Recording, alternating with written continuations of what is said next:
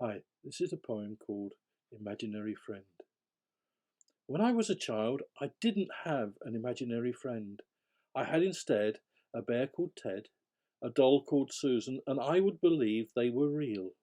But I wouldn't admit to any of the boys in that North London estate that I had a doll called Susan. For boys were tough and don't play with dolls. They climb trees and wrestle and score winning goals.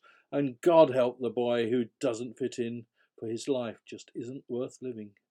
So I kept quiet and played along, although I was useless at most things. At games I was awful, the last to be picked. I would dream and I would dawdle and try not to stand out, but I often got pushed, kicked and punched when no adults were about. But I had a friend, a good boy and true, who was of all the things I was not. He was tall, he was fast and quick with his fists, and we loved each other in a childlike way.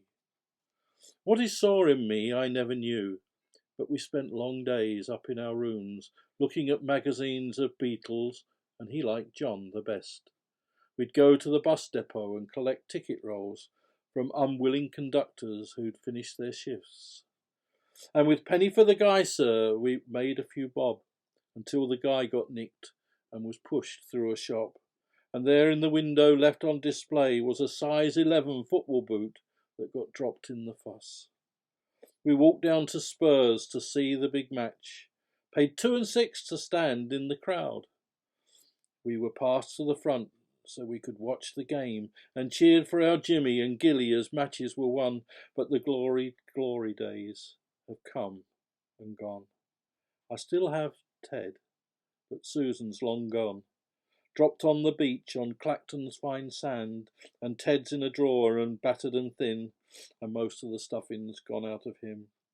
And I moved away, and Rogers passed on, and the glory days have definitely gone. Thank you for listening.